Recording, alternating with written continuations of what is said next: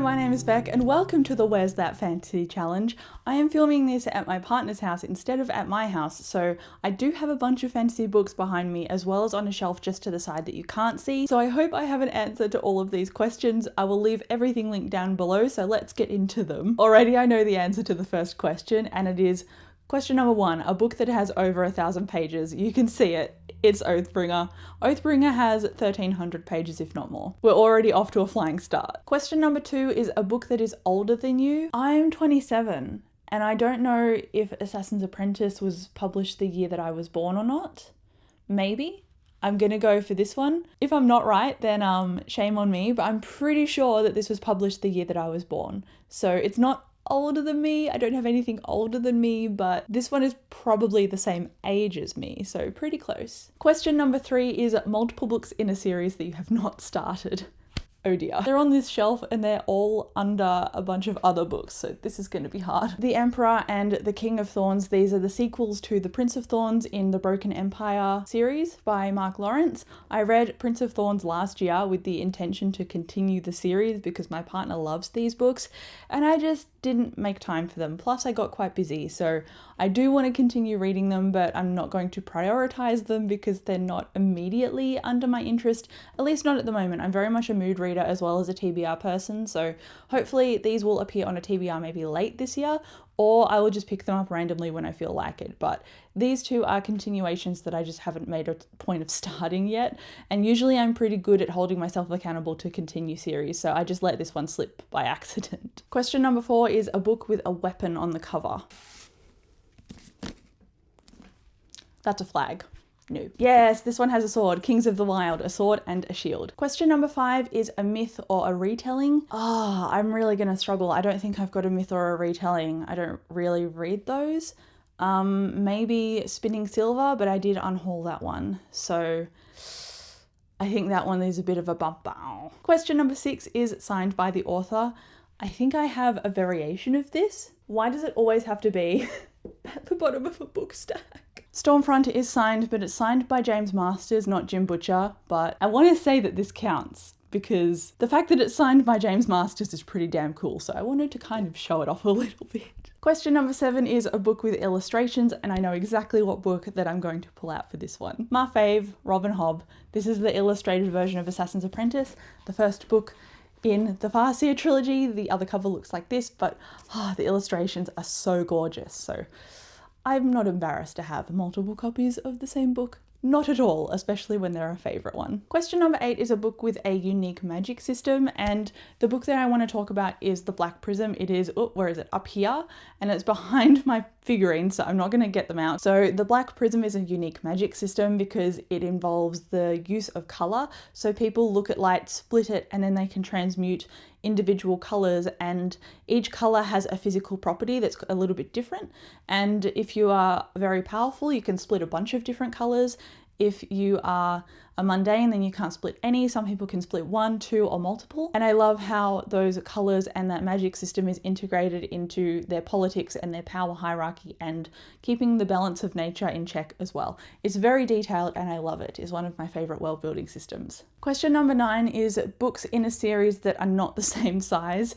And thankfully I have these here and I haven't taken them home yet because this author, I swear to God, I've got so many books in a series by this author and all of them are different formats. It's Becky Chambers. So I've got her first book in a normal paperback and then this one in a taller paperback. So you can see that they're two different sizes here. And then I've got the second book in this series as a tall hardcover. So they are all different formats. And the last book in the series is also going to be a hardcover, but a special edition. So it's going to be all different formats, but at least all of their covers match. I'm not particularly fussed about height, as long as there's a rough semblance of order to the series and they kind of match a little bit. Question number 9 is a book that features a bastard child or a lost heir. Do I say Assassin's Apprentice again? The bastard son Fitz, who is a 6-year-old at the beginning of the book. He ages throughout the series. I have a whole review for this. I probably have more fantasy at my big bookshelf that could cover this prompt, but I think this one is going to have to serve for this smaller bookshelf. Question number 11 is an assassin story.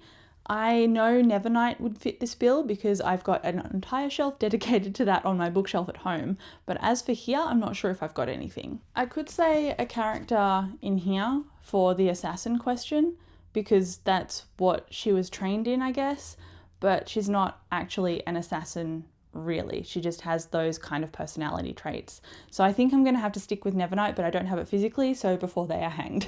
Number 12 is a book by a black author, and thankfully I have one on hand. This is The Stone Sky by N.K. Jemisin. It's the third book in her trilogy for The Broken Earth. The first book is the 5th season. I don't have the first book because I lent it out to somebody and I haven't got it back yet. And I don't really put a time limit on lending books out to people, so I don't think I'm going to get that back for a while, but this trilogy is one that I have adored. It's an apocalyptic fantasy series, so if you think that is potentially up your alley, please read it because it is so good. I gave all of the books in this series a 5 stars. I love them. I love them so much. Question number 13 is an urban fantasy, and I've already said Stormfront by Jim Butcher, which is all of his Dresden books, so I feel like I can't talk about that one again. I want to pick a different urban fantasy. Moon Called by Patricia Briggs. This actually would also have served for the book that is signed, so it probably would be a better fit than the Dresden book I picked. Oh well, I should have switched those around in these questions, but I didn't think about it until now.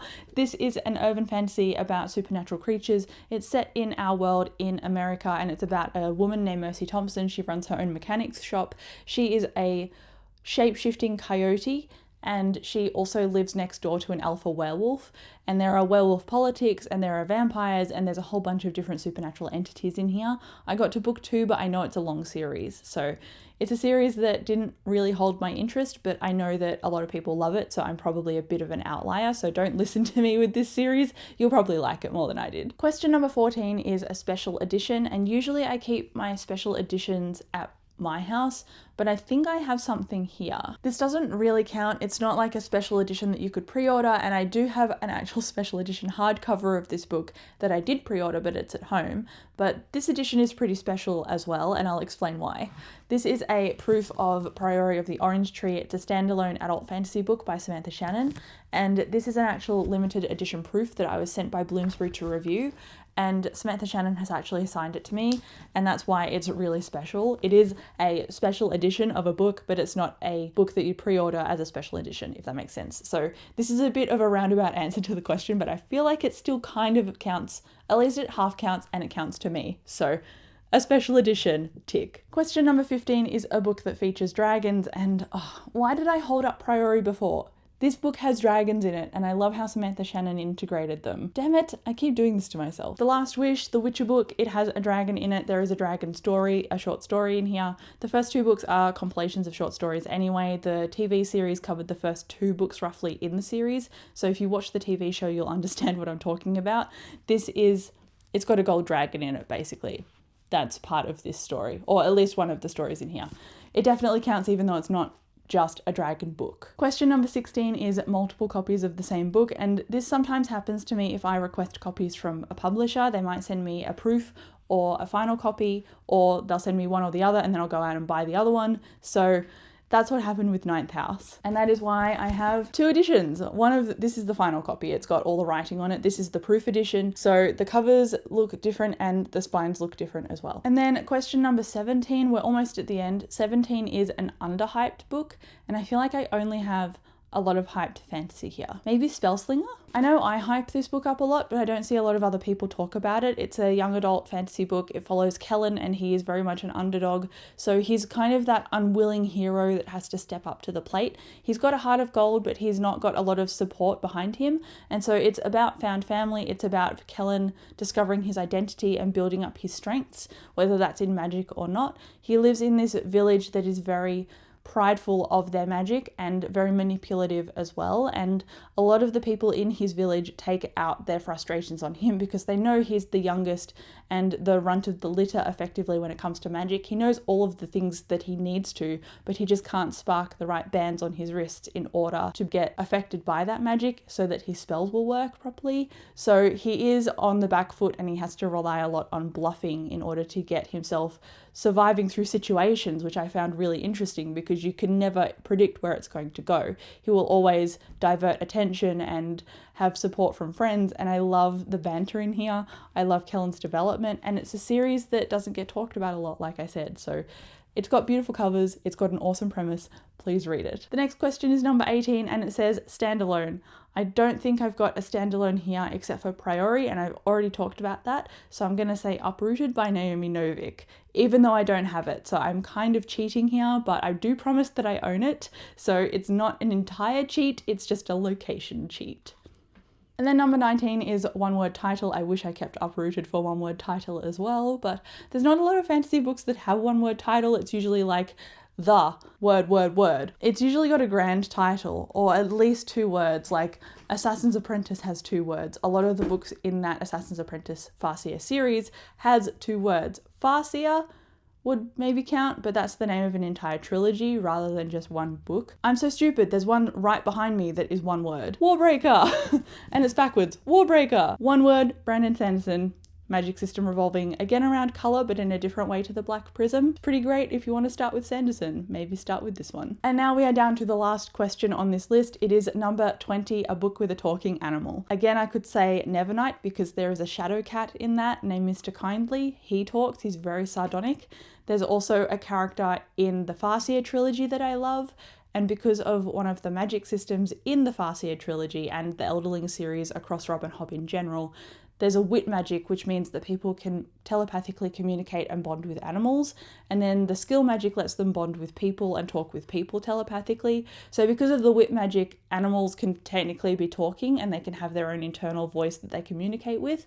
So I think that might count, but I've already used Assassin's Apprentice for a few questions, so again it feels like a cheat. Priority of the Orange Tree has dragons in it that talk, so maybe that counts, although they're not technically animals, they're mythical creatures. There is a dog in the Dresden Files that communicates, but he doesn't talk. He's just very intentional about gesture. So I still don't think that counts either. So I have a few half answers for this, and maybe if I cobble them together it might make a full answer, because I kind of wanted to finish this on a whole, strong, positive note, but I don't feel like I can. So that is the end of this book challenge tag. Let me know what your favorite fantasy book is in the comments. I'll come chat to you down there, but thank you so much for watching and I'll catch you in my next video. Bye.